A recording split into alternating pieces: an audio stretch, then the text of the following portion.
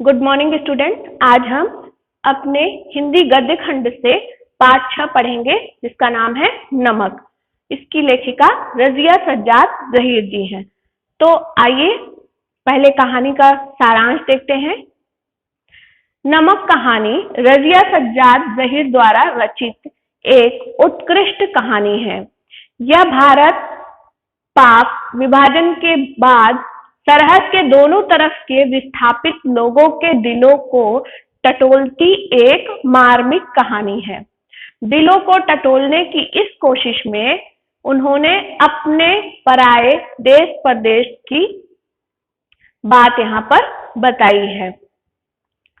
कई प्रचलित धारणाओं पर सवाल खड़े किए हैं।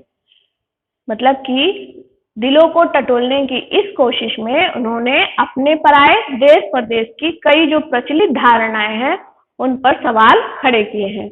विस्थापित होकर आई सिख बीबी आज भी लाहौर को ही अपना वतन मानती है और सौगात के तौर पर वहां का लाहौरी नमक ले आने की फरमाइश करती है। साफिया का बड़ा भाई पाकिस्तान में एक बहुत बड़ा पुलिस अफसर है। साफिया के नमक को ले जाने पर वह उसे गैर कानूनी बताता है, लेकिन साफिया वहां से नमक ले जाने की जिद करती है। वह नमक को एक फलों की टोकरी में डालकर कस्टम अधिकारियों से बचाना चाहती है। साफिया को विस्थापित सिख बीबी याद आती हैं, जो अभी भी लाहौर को ही अपना वतन मानती है। अभी भी उनके हृदय में अपने लाहौर का सौंदर्य समाया हुआ है। साफिया भारत आने के लिए फर्स्ट क्लास के वेटिंग रूम में बैठी थी। वह मन ही मन में सोच रही थी कि उसके किन्नुओं की टोकरी में नमक है। ये फलों का नाम है, तो टोकरी में नमक है, यह बात केवल वही जानती है। लेकिन वह मन ही मन में कस्टम वालों से डरी हुई थी। कस्टम अधिकारी साफिया को नमक ले जाने की इजाजत देता है तथा दिल्ली को अपना वतन बताता है तथा साफिया को कहता है कि जामा मस्जिद की सीढ़ियों को मेरा सलाम कहिएगा और उन खातून को यह नमक देते वक्त मेरी तरफ से कहिएगा कि लाहौर अभी तक उनका वतन है और दिल्ली मेरा। तो बाकी सब रफ्ता रफ्ता ठीक हो जाएगा। रेल में सवार होकर साफिया पाकिस्तान से अमृतसर पहुंची। वहां पर उसका सामान कस्टम वालों ने चेक किया।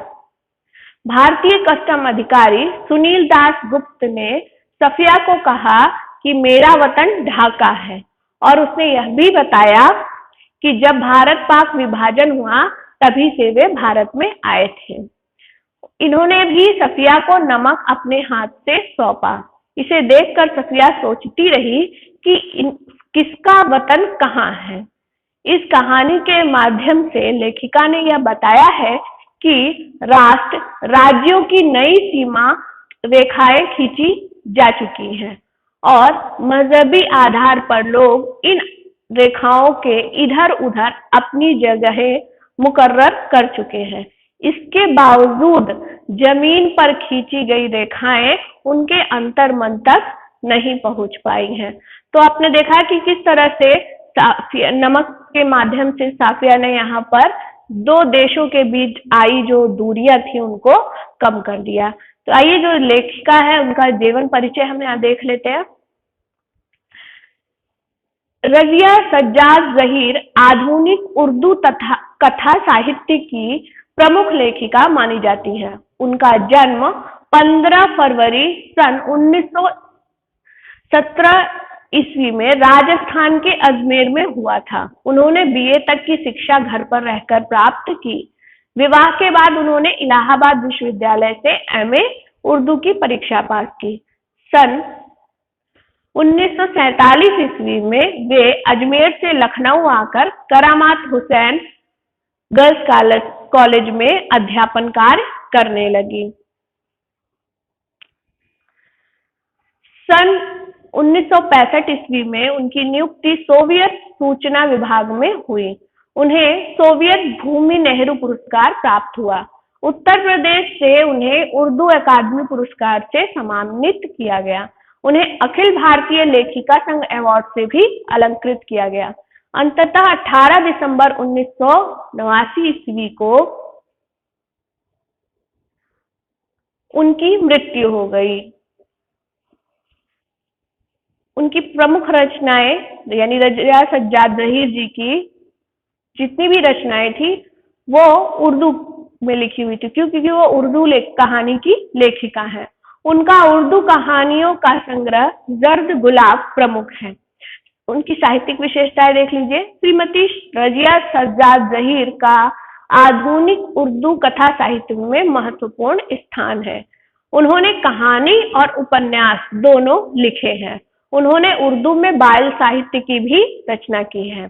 अपनी रचनाओं में लेखिका ने बाल मनोविज्ञान के अनेक सुंदर चित्र अंकित किए हैं। उनकी कहानियों में सामाजिक सद्भाव, धार्मिक सहिष्णुता और आधुनिक संदर्भों में बदलते हुए पारिवारिक मूल्यों को उभारने का सफल प्रयास मिलता है। उन्होंने अपनी अनेक कहानियों में समकालीन सामाजिक, धार्मिक, पारिवारिक आदि विसंगतियों और विडंबनाओं का अनूठा चित्रण किया है। सामाजिक यथार्थ और मानवीय गुणों का सहज सामंजस्य उनकी कहानियों की महत्वपूर्ण विशेषता है। उनकी कहानियां मानवीय संवेदनाओं से ओतप्रोत हैं। प्रस्तुत कहानी नमक में लेखिका ने भारत पाक विभाजन के पश्चात सरहद के दोनों ओर विस्थापित पुनर्वासित लोगों के दिलों को टटोलते हुए उनका मार्मिक वर्णन किया है। इसी प्रकार उनकी अनेक कहानियां मानवीय पीड़ाओं को सजीव और मार्मिक चित्रण प्रस्तुत करती है। भाषा शैली देखिए। रजिया जी की भाषा सहज, सरल और मुहावरेदार है। वे उर्दू भाषा की श्रेष्ठ लेखिका है। उनका साहित्य उर्दू भाषा में रचित है। उनकी कुछ कहानियां देवनागरी लिपि यानी हिंदी में भी लिखी जा चुकी हैं।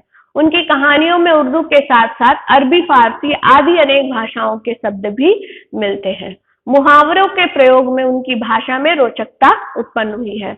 वस्तुतः श्रीमती रजिया सज्जाद जहीर उर्दू कथा साहित्य की एक महान लेखिका है। उनका उर्दू कथा साहित्य में महत्वपूर्ण योगदान है। तो आपने जाना कि रजिया सज्जाद जी का जीवन समय कैसा था। आशा करती हूँ आपको रजिया सज्जाद जहीर द्वारा लिखा हुआ नमक पाठ अच्छे से समझ में आ गया होगा और अब आप इसे घर पर अच्छे से दोहराएंगे और पुनः अभ्यास करेंगे। धन्यवाद।